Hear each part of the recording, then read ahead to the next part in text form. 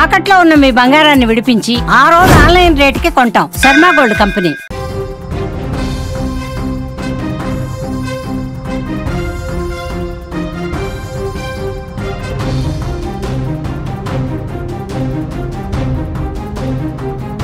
Breaking news చూస్తున్నాం.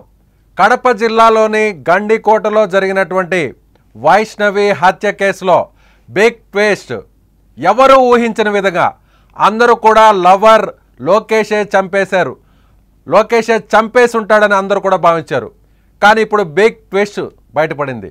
ఏంటంటే పరువు హత్య, వైష్ణవిది పరువు హత్య.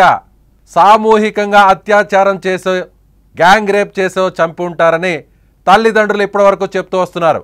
కానీ ఇది పరువు హత్యే అని పోలీసులు ప్రాథమికంగా దొరికిన ఆధారాలను బట్టి, సీసీటీవీ ఫుటేజ్లను బట్టి ప్రాథమికంగా ఒక నిర్ధారణకు వచ్చారు. ఈ కోణంలోనే దర్యాప్తు చేస్తున్నారు. అందరూ భావించినట్లు వైష్ణవిని చంపింది లోకేష్ అనుకున్నారు. కానీ లోకేష్ వైష్ణవిని హత్య చేయలేదు. వైష్ణవికి అదేవిధంగా మానభంగం కూడా జరగలేదు, అత్యాచారం కూడా జరగలేదు అని పోస్ట్ మార్టం రిపోర్ట్ బయటకు వచ్చినట్టుగా మనకు సమాచారం ఉంటుంది. ఎందుకు చంపాడు వైష్ణవిని? పరువు హత్య ఎవరు చేశారు?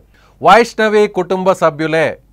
వైష్ణవికి పెదనాన్న కుమారుడయ్యే సురేంద్ర, అతనితో పాటు మరో వ్యక్తి కొండయ్య అనే వ్యక్తి, ఈ ఇద్దరు సొంత చెల్లెల్నే, సొంత చిన్నాన్న కూతురు కుమార్తె అయినటువంటి చెల్లెల్నే చంపేశాడు. అన్నే కడప జిల్లాలో జమ్మలమడుగులో జరిగినటువంటి గండికోటలో జరిగినటువంటి హత్య, ఇంటర్మీడియట్ 2వ సంవత్సరం చదువుతున్నటువంటి, స్క్రీన్ మీద మీకు కనిపిస్తున్నటువంటి వైష్ణవి హత్య వెనక కుట్ర కోణం దాగి ఉంది అనేటువంటి కోణంలోనే పోలీసులు దర్యాప్తు చేశారు.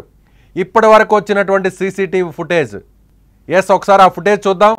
లోకేష్ వైష్ణవి ఇద్దరు కూడా ప్రేమించుకుంటున్నారు, ఒక ప్రాంతానికి వెళ్తున్నారు. అక్కడ స్క్రీన్ మీద మీరు చూస్తున్నారు. ఈ ఇద్దరు కూడా గండికోటకు వెళ్తున్నారు.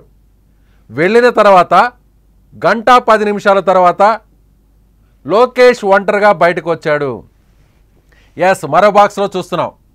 లోకేష్ ఒంటరిగా బయటకు వచ్చాడు అంటే లోకేష్ వైష్ణవిని బైక్ మీద ఎక్కించుకొని ఒక రహస్య ప్రాంతానికి తీసుకువెళ్ళి అక్కడ అత్యాచారం చేసి ఆమెను హత్య చేసి ఆ తర్వాత ఒక్కడే ఒంటరిగా అక్కడి నుంచి బయటకు వస్తున్నాడు అని అందరూ కూడా భావించారు.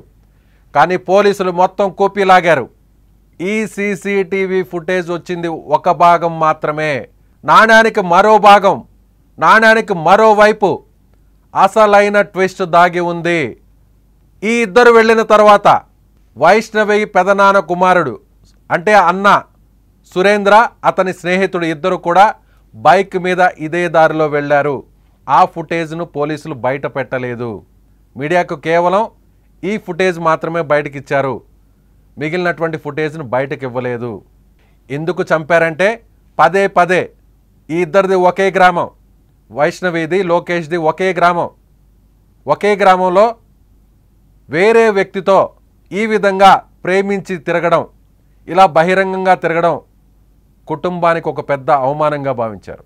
ఎంత చెప్పినా వైష్ణవి వినిపించుకోకపోవడం, ఎంత చెప్పినా లోకేష్ అమ్మాయిని వదలకపోవడంతో అక్కడి నుంచి వైష్ణవిని ఆ కుటుంబ సభ్యులు నేరుగా వేరే ప్రాంతానికి తీసుకెళ్లారు. ప్రొద్దుటూరుకి తీసుకెళ్ళి అక్కడ చదివించారు. అక్కడ చదివించేటువంటి క్రమంలో వైష్ణవికి లోకేష్కి సంబంధాలు తెగిపోయాయి. లోకేష్ వైష్ణవి ఇక దూరంగా ఉన్నారు. వైష్ణవి ప్రశాంతంగా ఇక్కడ చదువుకుంటుంది అని గత 2 సంవత్సరాల నుంచి భావించారు. అయినా కూడా వైష్ణవి ఇంకా లోకేష్తో తిరుగుతుంది అనేటువంటి సమాచారాన్ని తెలుసుకున్నారు. ఈరోజు కాలేజీకి వెళ్ళినటువంటి వైష్ణవి కాలేజీకి వెళ్ళలేదు. గౌతమి ఇంటర్మీడియట్ కాలేజీకి వెళ్ళినటువంటి వైష్ణవి కాలేజీకి వెళ్ళలేదు అనేటువంటి సమాచారాన్ని వాళ్ళ తల్లికి కాలేజీకి సంబంధించిన సిబ్బంది చెప్పారు. వెంటనే విషయం తెలుసుకున్నటువంటి తల్లి అక్కడే ఆ గ్రామంలోనే తన సొంతూరుకి వేరే పని నిమిత్తం, వేరే డాక్యుమెంట్స్ని చేంజ్ చేసుకోవాల్సినటువంటి నిమిత్తంలో వైష్ణవి తల్లి తన సొంతూరుకి వెళ్ళింది. అక్కడ ఫోన్ కాల్ రాగానే అక్కడే ఉన్నటువంటి సురేంద్ర తన చిన్నమ్మ చెప్పినటువంటి విషయాన్ని తెలుసుకొని ఇద్దరూ కలిసి కాలేజ్ వద్దకు వెళ్ళి వాళ్ళ ఫ్రెండ్స్ని వివరాలు ఆరా తీయగా వైష్ణవి గండికోటకు వెళ్తున్నానని చెప్పింది. అంటే వీళ్ళు వెంటనే ఒక నిర్ధారణకు వచ్చారు. లోకేష్తోనే వెళ్ళి ఉంటుంది. అక్కడి నుంచి 30 కిలోమీటర్ల దూరంలో ఉన్నటువంటి గండికోటకు వెళ్ళింది అంటే అది లోకేష్తోనే వెళ్ళుంటుంది అని అనుమానించారు. వెంటనే లోకేష్కు, అదే గ్రామానికి సంబంధించినటువంటి లోకేష్ కాబట్టి లోకేష్ ఫ్రెండ్కి ఫోన్ చేశారు. సురేంద్ర ఫ్రెండ్ ద్వారా లోకేష్ ఫ్రెండ్కి ఫోన్ చేశారు. చేసి లోకేష్ ఎక్కడున్నాడు అనే సమాచారాన్ని ఆరా తీశారు. లోకేష్ ఎక్కడున్నాడో మాకు తెలియాలి అంటూ సమాచారాన్ని ఆరా తీశారు. ఈ విషయాన్ని లోకేష్ ఫ్రెండ్, నీ కోసం గాలిస్తున్నారు, నీ కోసం సురేంద్ర, వైష్ణవి అన్న ఇక్కడికి వచ్చేశాడు, గండికోటకు వస్తున్నాడు అంటూ సమాచారాన్ని తెలుసుకొని నేరుగా అక్కడికి వెళ్ళిన వెంటనే పారిపోయినట్లుగా. సో అక్కడికి వైష్ణవి సోదరుడు స్పాట్కి వస్తున్నాడని తెలుసుకున్న వెంటనే లోకేష్ అక్కడి నుంచి పారిపోయినట్లుగా తెలుస్తోంది. ఎస్, దీనికి సంబంధించినటువంటి డీటెయిల్స్ పోలీసులు అసలు ఎలాంటి దర్యాప్తు చేస్తున్నారు, అసలు ఈ కుట్ర కోణం, ఈ పరువు హత్యకు గల కారణాలేంటో పూర్తి వివరాలు తీసుకుందాం. మా కడప జిల్లా ప్రతినిధి సుదర్శన్ ఫోన్-ఇన్లో ఉన్నారు. సుదర్శన్, చరిత్రలో గతంలో ఒక గండికోట రహస్యం ఉంది. అయితే నిన్న జరిగినటువంటి గండికోటలో జరిగిన సరికొత్త రహస్యాన్ని రహస్యంగానే ఉంచకుండా ఆ రహస్యాన్ని బద్దలు చేసే ప్రయత్నం పోలీసులు చేస్తూ ఉన్నారు. వైష్ణవిని గండికోటలో తన ప్రియుడే అత్యాచారం చేసి హత్య చేశాడంటూ కొద్దిసేపటి క్రితం వరకు కూడా పోలీసులు కూడా అయితే ఇప్పుడు ఈ కేసులో కొత్త కోణాలు వెలుగు చూస్తున్నాయి. పరువు హత్యగా ఇప్పుడు పోలీసులు దీన్ని చూస్తున్నారు. అదే కోణంలో విచారణ చేస్తున్నట్టుగా మనకు సమాచారం అందుతూ ఉంది. ఎందుకంటే లోకేష్ లోపలికి గండికోటకు వైష్ణవితో కలిసి వెళ్ళిన సమయము, అలాగే లోకేష్ ఒంటరిగా బయటకు వచ్చినటువంటి సీసీ ఫుటేజ్ నే కాకుండా లోకేష్ వెళ్ళిన కొద్దిసేపటికే వైష్ణవి అన్నలు సురేంద్ర, కొండయ్య అక్కడికి వెళ్ళారు. ఇద్దరు వాళ్ళు వెళ్ళినటువంటి సీసీ ఫుటేజ్, అలాగే వాళ్ళు తిరిగి వచ్చినటువంటి సీసీ ఫుటేజ్ ను కూడా పోలీసులు అనాలిసిస్ చేశారు. ఇవన్నీ చేసిన నేపథ్యంలో పోలీసులు ఒక నిర్ధారణకు వస్తున్నట్టుగా మనకు సమాచారం అందుతుంది. దీనికి సంబంధించి ఇప్పటి వరకు లోకేష్ ను ఒక్కరినే ఎఫ్ఐఆర్ లో చేర్చారు. అంతేకాకుండా వీళ్ళ ఇద్దరు అంటే వైష్ణవి బ్రదర్స్ పైన కూడా అనుమానాలు ఉండడంతో వారిని కూడా ఎఫ్ఐఆర్ లో చేర్చే ప్రయత్నం చేస్తూ ఉన్నారు. కొద్దిసేపటి క్రితమే వైష్ణవి మృతదేహాన్ని వారి బంధువులకు అప్పజెప్పారు. వాళ్ళు వాళ్ళ సొంతూరికి తీసుకెళ్తూ ఉన్నారు. అయితే ఈ మొత్తం ట్విస్ట్ లో ఛేదించే ప్రయత్నంలో కొన్ని నమ్మలేని నిజాలు పోలీసులకు తెలుస్తూ ఉన్నాయి, అలాగే వెలుగులోకి వస్తున్నాయి. కొద్దిసేపటి క్రితమే వైష్ణవి పోస్ట్ మార్టం రిపోర్ట్ కూడా వచ్చింది. వైష్ణవి పైన ఎలాంటి అత్యాచారం జరగలేదు అని డాక్టర్లు నిర్ధారించారు. అంటే లోకేష్, వైష్ణవి ఇద్దరు కలిసి గండికోటకు వెళ్ళారు. వాళ్ళు వెళ్ళిన విషయాన్ని కొన్ని నిమిషాల వ్యవధిలోనే వైష్ణవి అన్నలైనటువంటి సురేంద్ర, కొండయ్య తెలుసుకొని వాళ్ళు నేరుగా గండికోటకి వెళ్లే ప్రయత్నం చేశారు. అంతలోపే లోకేష్ తోనే వెళ్ళిందా తన చెల్లెలు, లేకంటే ఇంకెక్కడికైనా వెళ్ళిందా అనే దాన్ని నిర్ధారించుకోవడం కోసం లోకేష్ బావ వరుస అయినటువంటి ఒక వ్యక్తికి, అదే గ్రామానికి చెందినటువంటి మరో వ్యక్తికి ఫోన్ చేశారు.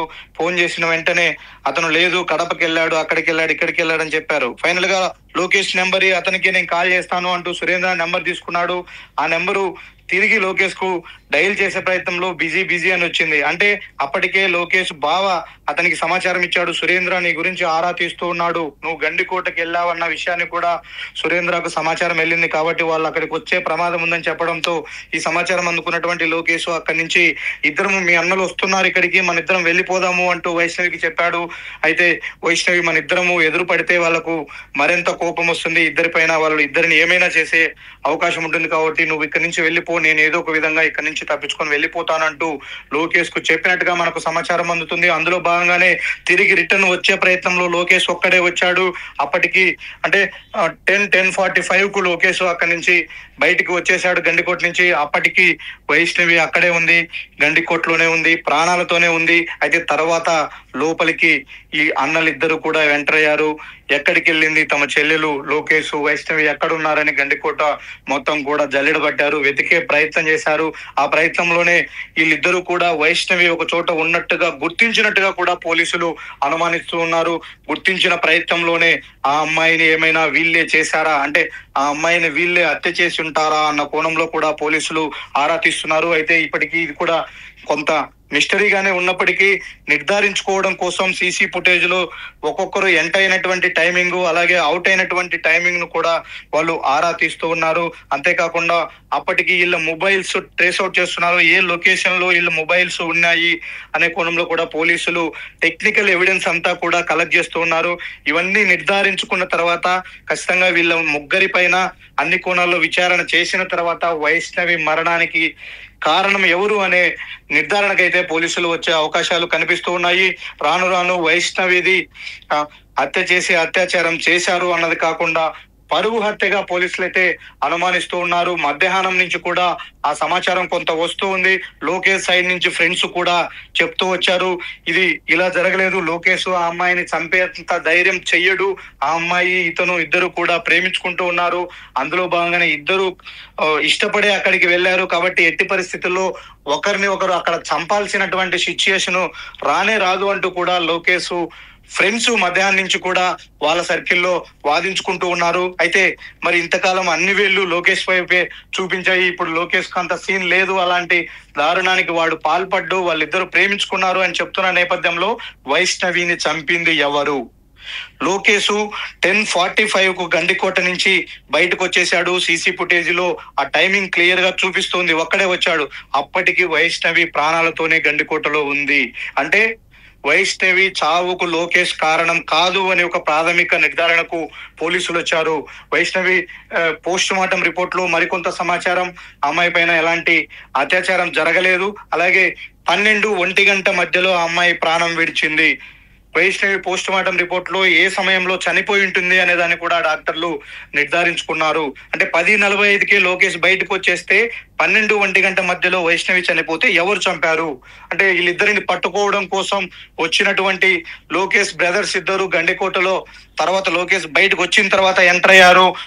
వాళ్ళిద్దరిని వెతికే ప్రయత్నం చేశారు. ఆ ప్రయత్నంలో వైష్ణవి ఒక్కటే వాళ్ళ కంటబడిందా? అప్పుడు ఆ అమ్మాయి ఏ పరిస్థితుల్లో ఉంది?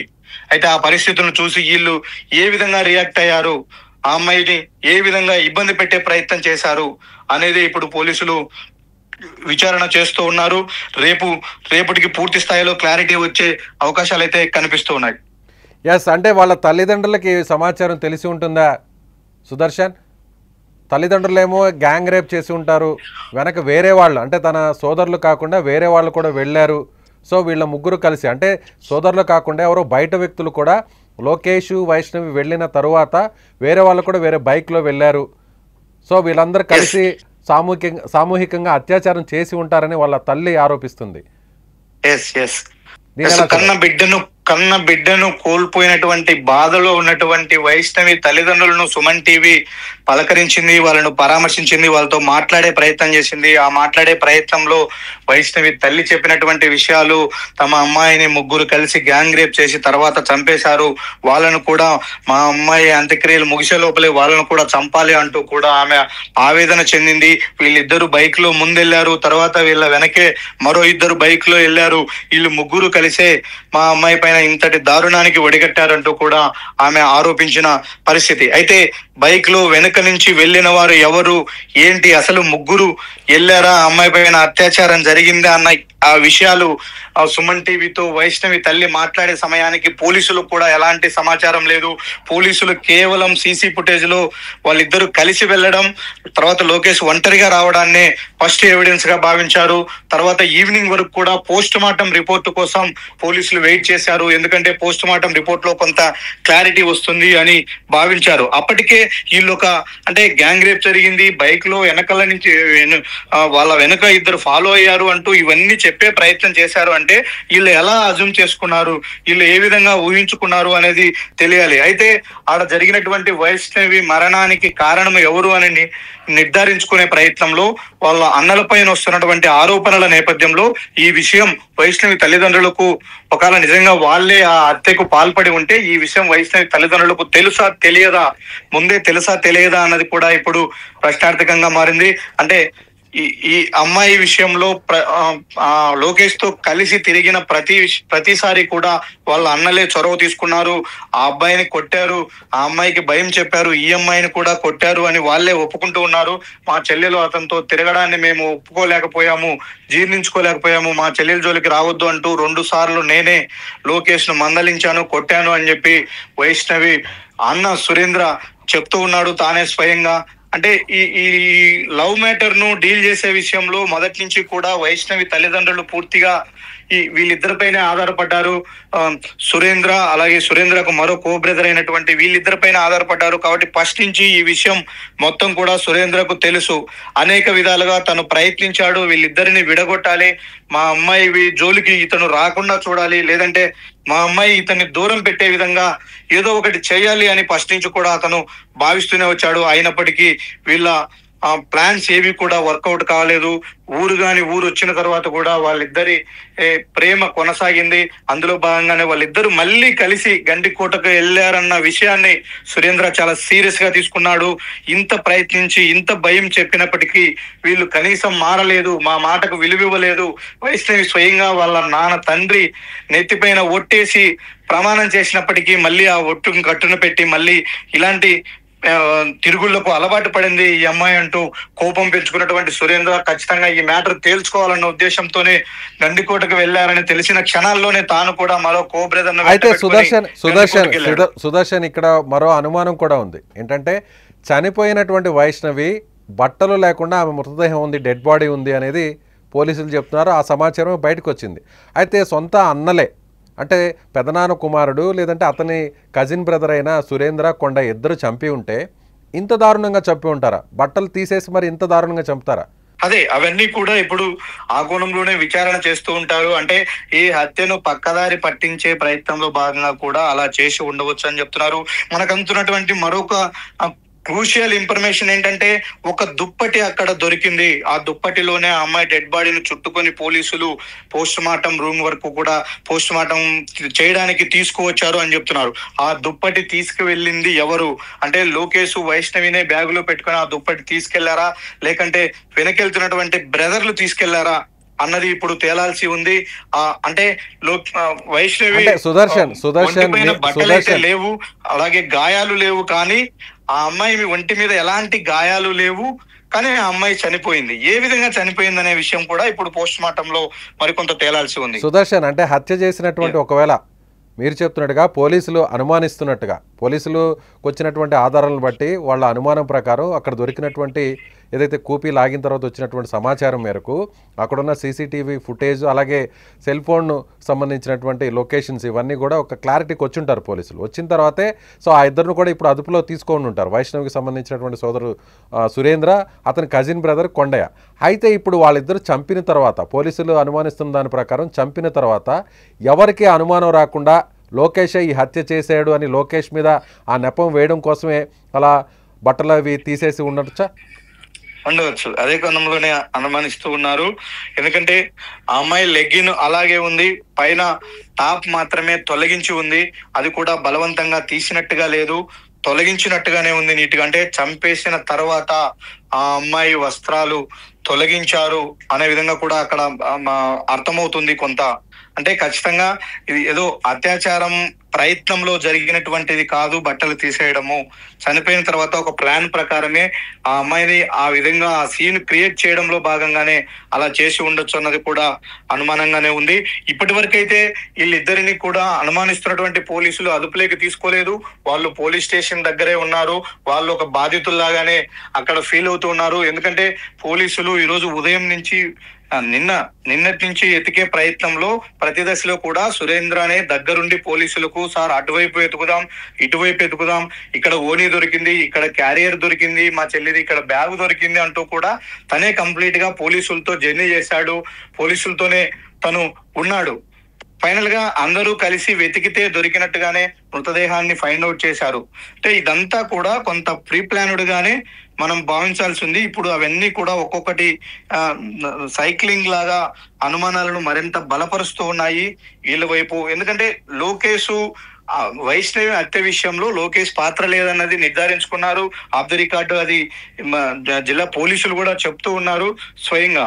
కాబట్టి ఇప్పుడు వీళ్ళిద్దరిని పూర్తి స్థాయిలో ఎంక్వైరీ చేస్తే తప్ప ఆ హత్యకు కారణాలు ఏంటో తెలియవు. ఎందుకంటే ఇటువైపు వీళ్ళు కాకుండా అటువైపు లోకేష్ కాకుండా ఆ అమ్మాయిని చంపాల్సిన అవసరం ఎవరికి ఉంటుంది? గండికోటలో అందరూ కూడా ఎక్కువగా ఫ్యామిలీలు వస్తూ ఉంటాయి, లవర్స్ వస్తూ ఉంటారు, ప్రతి ఒక్కరు కూడా జంటలు వస్తూ ఉంటారు.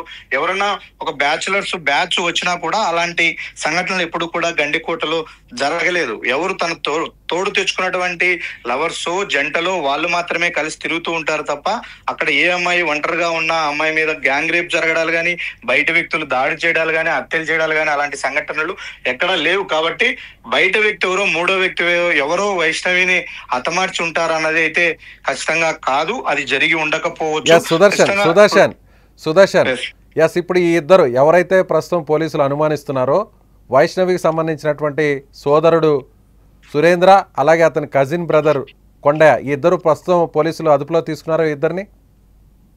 లేదు, వాళ్ళు జమ్మలమడుగు పోలీస్ స్టేషన్ దగ్గరే ఉన్నారు. ఇప్పుడు మృతదేహాన్ని ఆసుపత్రి దగ్గర ఉన్నారు. వాళ్ళు మృతదేహాన్ని వాళ్ళ కుటుంబ సభ్యులకు అప్పజెప్పేటప్పుడు వీళ్ళే రిసీవ్ చేసుకుని అది తీసుకెళ్లే ప్రయత్నం చేస్తున్నారు. అయితే ఇంటర్నల్ గా మనకు అందుతున్నటువంటి సమాచారం ఎఫ్ఐఆర్ కట్టబోతూ ఉన్నారు. ఫస్ట్ ఆఫ్ ఆల్ వాళ్ళని ఎఫ్ఐఆర్ లో చేర్చిన తర్వాత రేపు ఆ వైష్ణవి సంబంధించినటువంటి అంత్యక్రియల కార్యక్రమం అంతా అయిపోయిన తర్వాత రెండో కోణంలో కూడా పోలీసులు విచారణ చేసే ప్రయత్నం చేస్తున్నారు. అంత కొంత సమయాన్ని తీసుకొని ఇంకా మనం చెప్పినటువంటి ఈ ఫోన్ లొకేషన్ కావచ్చు, నెట్వర్క్ లొకేషన్స్ కావచ్చు, అలాగే సీసీ ఫుటేజ్ లో రికార్డ్ అయినటువంటి టైమింగ్స్, ఇవన్నీ టెక్నికల్ ఎవిడెన్స్ అన్ని కూడా అనాలిసిస్ చేసిన తర్వాత అవన్నీ ముందు పెట్టుకొని మీరు ఈ టైంకి వెళ్ళారు, ఈ టైంకి వచ్చారు, అసలు ఎందుకు వెళ్లాల్సి వచ్చింది, మీకు ఎలా ఇన్ఫర్మేషన్ వచ్చింది, లోపల ఈ సమయంలో ఏం జరిగింది, లోకేష్ ఒకడే బయటకు వచ్చిన తర్వాత వైష్ణవి అక్కడ ఉందన్న విషయాన్ని మీరు ఎలా గుర్తించారు, ఈ క్వశ్చన్స్ అన్ని కూడా ఇప్పుడు వాళ్ళకు ఇంట్రాగేషన్ లో పోలీసులు సంధించే అవకాశం ఉంది. వాటన్నిటికీ వాళ్ళు చెప్పే సమాధానాన్ని బట్టే పోలీసులు పూర్తి స్థాయిలో ఒక నిర్ధారణకు వచ్చే అవకాశాలు కనిపిస్తున్నాయి. Right Sudarshan, thank you. So ఇది పోలీసులు అయితే ప్రస్తుతానికైతే మాత్రం అనధికారికంగా లోకేష్ మాత్రం చంపలేదు, అలాగే అందరూ భావిస్తున్నట్లుగా బట్టలు తీసేసినంత మాత్రాన ఆ అమ్మాయి మీద అఘాయిత్యం జరగలేదు, జరిగిందని అందరూ కూడా భావించారు. కానీ పోస్ట్ మార్టం రిపోర్ట్లో ఎక్కడ కూడా అత్యాచారం జరగలేదు అనేటువంటి విషయాన్ని కూడా పోలీసులు అనధికారికంగా చెప్తున్నటువంటి మాట. సో పూర్తిగా ఆధారాలన్నీ వచ్చిన తర్వాత వాళ్ళకు వచ్చినటువంటి సమాచారాన్ని అంతా కూడా క్రోడీకరించుకున్న తర్వాత ఎవరైతే నిందితులు ఉన్నారో వాళ్ళని అదుపులోకి తీసుకొని వాళ్ళని పూర్తి స్థాయిలో విచారించిన తర్వాత అప్పుడు ఈ విషయాలన్నింటినీ కూడా పోలీసులు బయటకు వెల్లడించే అవకాశం ఉంది. ప్రస్తుతానికైతే మాత్రం ఇది పరువు హత్యగానే పోలీసులు భావిస్తున్నారు. పోలీసులకు వచ్చినటువంటి ప్రాథమికంగా ఉన్నటువంటి ఆధారాలను బట్టి చూస్తే ఈ హత్యను అందరూ భావిస్తున్నట్టుగా, అందరూ అనుమానిస్తున్నట్టుగా, ఉదయం నుంచి కూడా అందరూ అనుమానించినట్టుగా లోకేష్ ఈ హత్య చేయలేదు అనేది పోలీసులు అనధికారికంగా చెప్తున్నారు.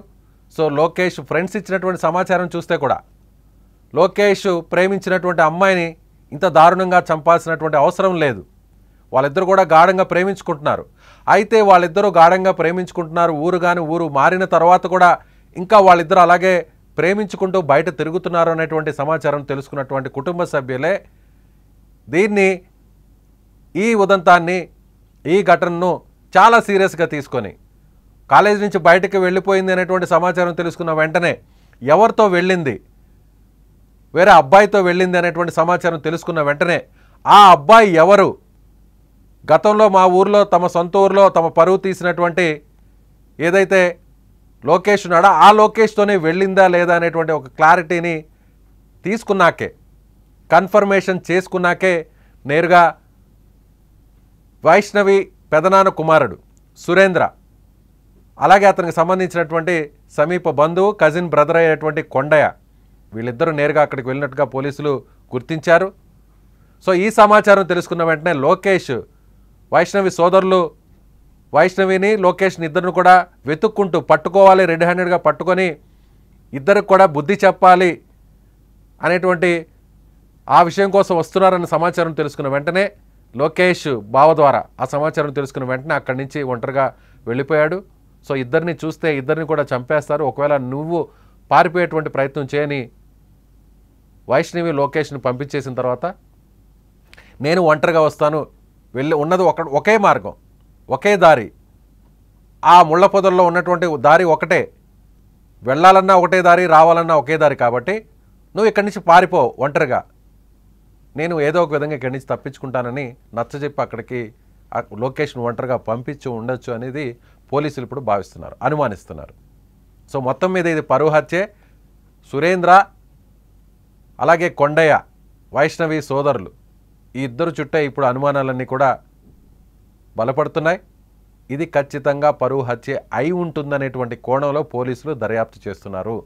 లోకేష్ అయితే ఈ హత్య చేయలేదు అనేటువంటి ఒక ప్రాథమిక నిర్ధారణకు పోలీసులు వచ్చినట్లుగా తెలుస్తుంది. అక్కడ దొరికినటువంటి ఆధారాలు, ముఖ్యంగా వైష్ణవిని అత్యాచారం చేయలేదు, మరి అలాంటప్పుడు వైష్ణవి ఒంటి మీద బట్టలు ఎందుకు లేవు అంటే, హత్య చేసినటువంటి ఎవరైతే పోలీసులు అనుమానిస్తున్నట్లుగా వాళ్ళు తమ మీదకు ఈ హత్య నేరం రాకూడదని, ఎవరికి అనుమానం రాకూడదని ఈ నెపాన్ని లోకేష్ మీదే వేసేలా. సో లోకేష్ అక్కడి నుంచి తీసుకెళ్లిన విషయం ఫ్రెండ్స్కు తెలుసు కాబట్టి, వైష్ణవి ఫ్రెండ్స్కు తెలుసు కాబట్టి, సో ఒకవేళ వైష్ణవి చంపేసి ఉంటే, వైష్ణవి హత్య చేసాం కాబట్టి, ఈ విధంగా బట్టలు విప్పేస్తే, పైన వేసుకున్నటువంటి వస్త్రాన్ని విప్పేస్తే, కింద ధరించినటువంటి వస్త్రం అలాగే ఉంది, పైన ఉన్నటువంటి టాపును మాత్రమే తీసేశారు. అంటే ఇది ఖచ్చితంగా వేరే ఎవరైనా, లోకేష్ కావచ్చు, వేరే ఇతరులు ఎవరైనా, ఖచ్చితంగా లోకేషే చేసి ఉంటారు అనేటువంటి అనుమానాలు బలపడతాయి. కాబట్టి ఈ కేసు తమకు చుట్టుకోదు, ఇది పరువు హత్యగా ఎవరు అనుమానించరు, ఇది ఖచ్చితంగా లోకేషే తీసుకెళ్ళి ప్రేమ పేరుతో తీసుకెళ్ళి అక్కడ అఘాయిత్యం చేసి చంపేశాడు అనేటువంటి ఒక భావనకి అందరూ వస్తారు. కాబట్టి సో ఈ కేసు, ఈ హత్యలో నుంచి చాలా ఈజీగా బయటపడవచ్చు అనేది వాళ్ళు భావించారు. కాబట్టి ఇంత పక్కా ప్లాన్తో ఈ పరువు హత్య చేసి ఉంటారనేది ఇప్పుడు బయటకు వస్తున్నటువంటి సమాచారం. సో రేపు పోలీసులు దీనికి సంబంధించినటువంటి పూర్తి వివరాలు వెల్లడించే అవకాశం ఉంది. పోలీసులు అనధికారికంగా ఇచ్చినటువంటి సమాచారం మేరకు మా ప్రతినిధి, కడప ప్రతినిధి విషయాలన్నీ కూడా చెప్తున్నారు. పోలీసులు కూడా అనధికారికంగా లోకేష్ హత్య చేయలేదు అనేటువంటి విషయాన్ని కూడా చెప్తున్నారు. మీరేమనుకుంటున్నారు? నిజంగా పోలీసులు అనుమానిస్తున్నట్టుగా అక్కడ దొరికినటువంటి సాక్ష్యాలు, అక్కడ దొరికినటువంటి ఆధారాలు, అక్కడ దొరికినటువంటి సీసీటీవీ ఫుటేజ్, అక్కడ ఉన్నటువంటి సెల్ ఫోన్ లొకేషన్, సిగ్నల్స్, ఇవన్నీ కూడా చూస్తే పరువు హత్యగానే పోలీసులు భావిస్తున్నారు. ముళ్ళ పొదల్లో చంపి పడేసినటువంటి వైష్ణవిది హత్య కాదు, సామూహిక అత్యాచారం చేసి చంపబడింది కాదు, పరువు హత్యే. ఒకే గ్రామానికి సంబంధించినటువంటి వ్యక్తితో ప్రేమించి తిరుగుతూ, ఎన్నిసార్లు చెప్పినా మారకపోవడంతో పదే పదే తిరుగుతూ తమ పరువు తీస్తుంది.